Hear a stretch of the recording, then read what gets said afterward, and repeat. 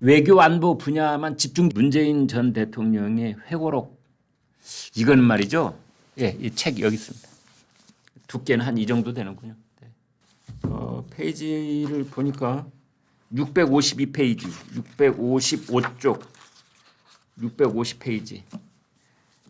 배고 잠을 자기에 목침으로 쓰기에는 약간 얇은가요? 낮은 베개 쓰는 사람 제가요 괜히 비아냥거리는 게 아니고 이런 얘기는 출판계에 있는 사람들이 늘 농담처럼 하는 겁니다. 어떤 책에 대해서 그 책이 두껍다 할 때는 목침처럼 베고 잘 때 좋겠어 뭐 이런 말 이제 늘 하는 얘기라 제가 하는 겁니다. 특별히 문재인 전 대통령이라 그래서 문재인 전 대통령을 까기 위해서 내가 일부러 뭐 비아냥거리고 그런 말 절대 아닙니다. 목침으로 쓸만해 뭐 이런 얘기를 그 책을 쓴 사람이 자기 책을 좀 겸손하게 말할 때도 그 한 권 보낼 테니까 여름도 다가오고 목침으로 써 뭐 이런 말 그냥 이렇게 덕담 비슷하게 자기를 겸양해서 하는 말 하기도 합니다. 아무튼 이 책을 지금 언론들이 자꾸 그 회고록 이렇게 말을 하고 있는데요. 아마 출판사에서 보도자료를 낼 때 또는 저 문재인 전 대통령 측에서 회고록이라고 말하는 바인데 회고록 아닙니다, 여러분. 회고록 아닙니다. 그냥 책입니다, 책. 네. 대담집입니다, 대담집. 최종건 당시 문재인 정권 때 외교 1차관이었던 사람하고 문재인 대통령하고 이제 대담한 건데 이런 책은요 한 일주일이면 한 권 뚝딱 만들 수 있어요. 그러니까 가령 지금 여러분과 제가 책을 한 권 만든다. 여러분 중에서 책 내고 싶은 분 있으시면 저한테 오십시오. 그러면은 이제 아침에서 저녁까지 8시간 동안 질문하고 대답하고 질문하고 대답하고 쭉 합니다.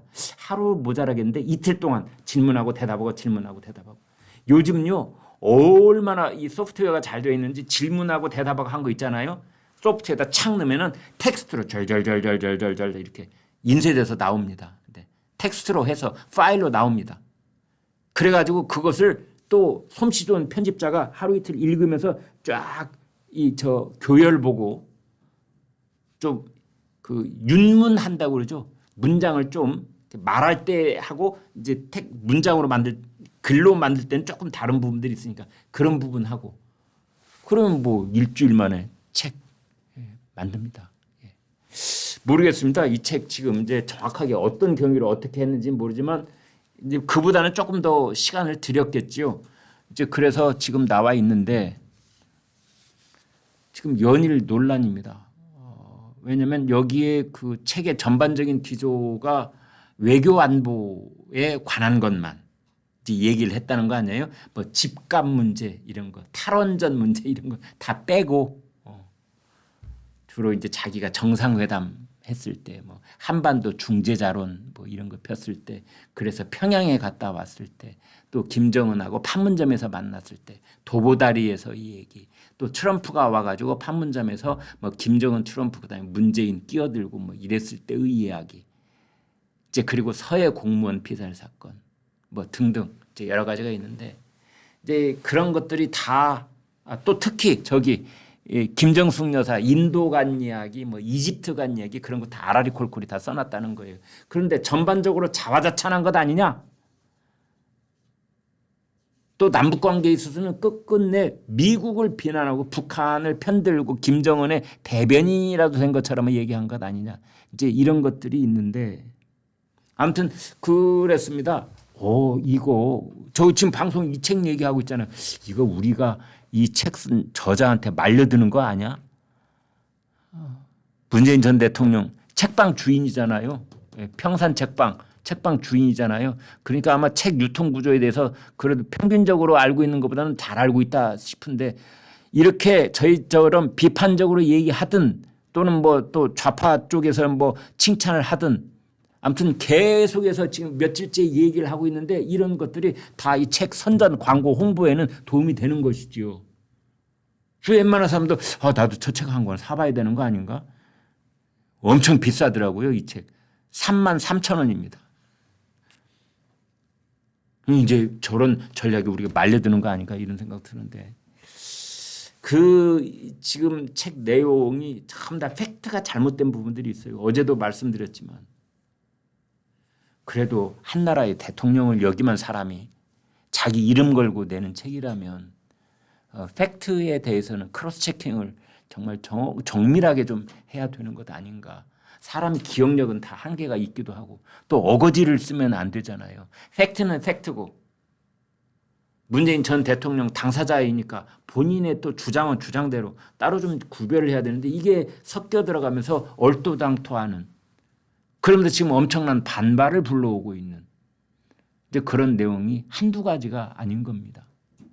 그래서 서해 공무원 피살 사건 이대진 씨 형 이재진 씨가 지금 여기서 말하고 있는 새빨간 거짓말이다. 지금 그렇게 비난하고 있지 않습니까?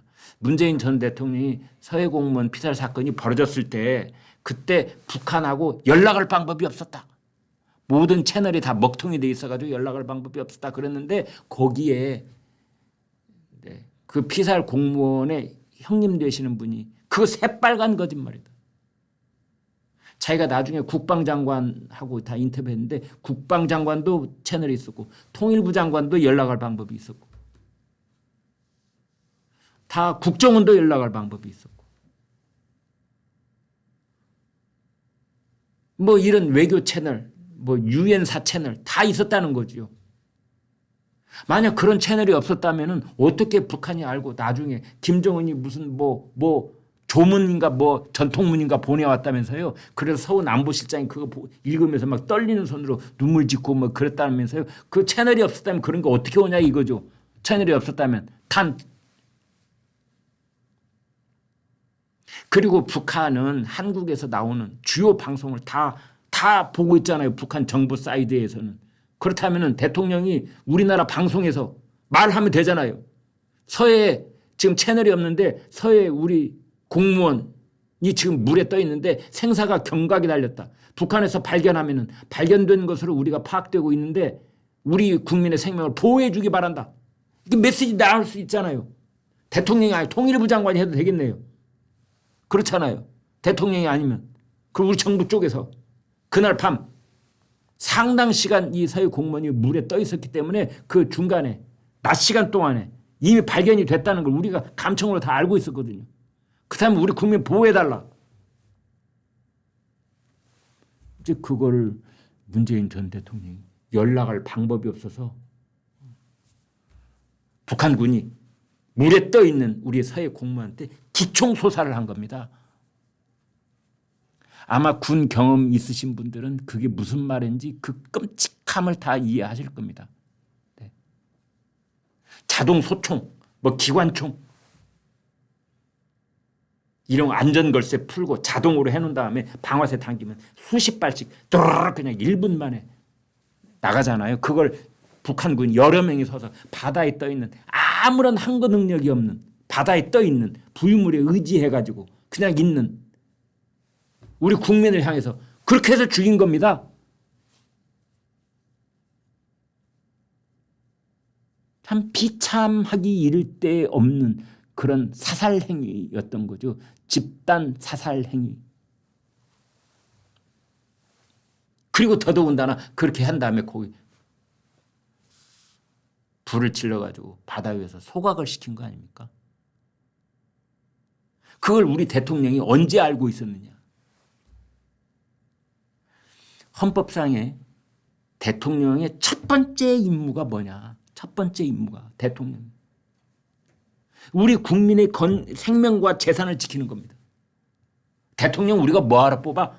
대통령한테 거의 무소불위에 가까운 그 권한을 왜 위임을 하는데 국민들이 대통령한테 대통령 군 통수권과 국정 운영의 총체적인 그런 권한을 대통령한테 위임을 하는데 그 이유가 뭡니까? 국민의 생명과 재산을 지키라는 겁니다. 그런데 문재인은 당시에 이 국민으로부터 위임받은 그 권한과 책무를 다하지 못한 겁니다. 왜?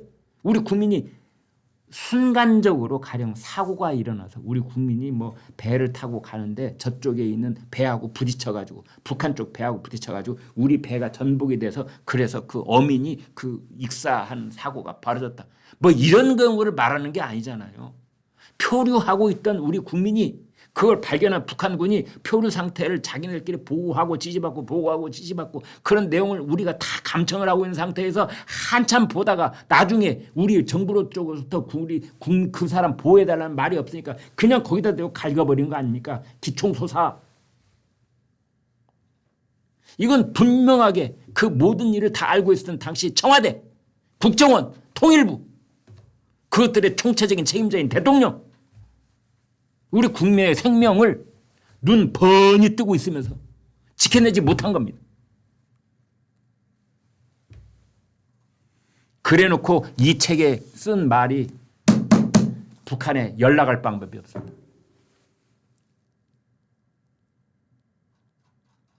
이러니 그 서해 공무원의 유족들은 그 형님, 그 딸, 전 부인 할 것 없이 폴짝 뛰고 죽을 노릇이지요. 지금 이 사건이 지금 수사와 재판이 진행 중에 있습니다. 대법원 최종심이 아직 안 나왔습니다. 당시 국정원장, 청와대 안보실장, 통일부 장관 다 수사해야 끝나고 대법원 판결 나와야 되는데 그런 수사와 재판이 진행 중인 사건에 대해서 대통령이 연락할 방법이 없었다고 딱 얘기를 해버리는 겁니다. 뭐 어쩌자는 겁니까 지금? 자기가 재판관이에요? 자기가 재판관입니까? 어떻게 보면 수사와 재판에 문재인 전 대통령이 개입을 해버리는 겁니다. 이 책을 통해서 북한에 연락할 방법이 없었다. 그렇다면 이 사람 불러야죠. 재판정에. 일단은 증인으로.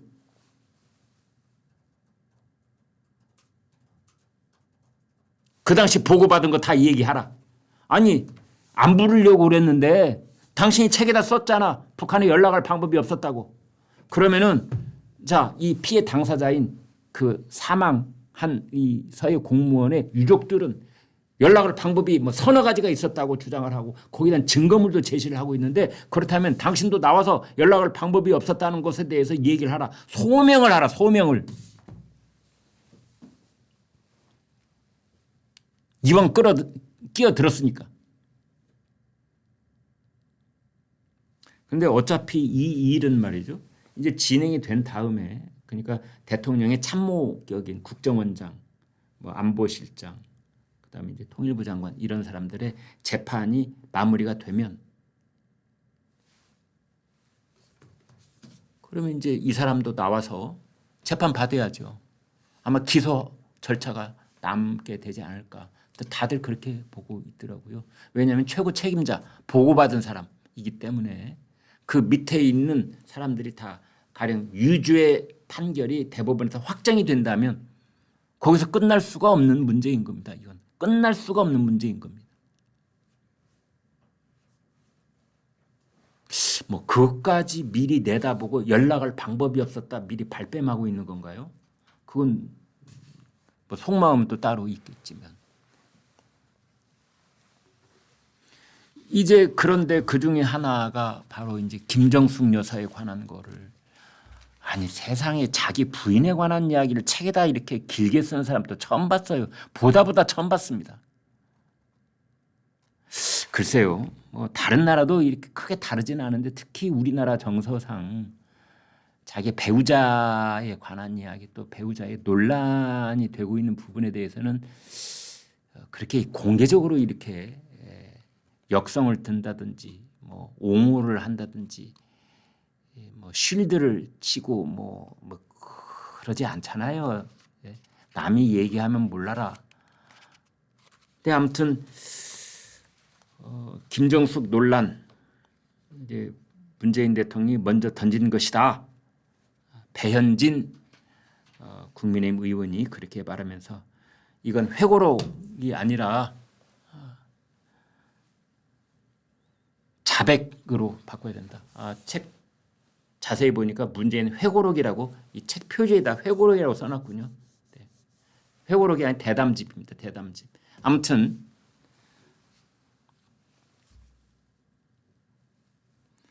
이게 다른 사람 또 그랬잖아요. 회고록이 아니라 참회록이라고 해야 된다. 안철수 의원이 그랬던가요?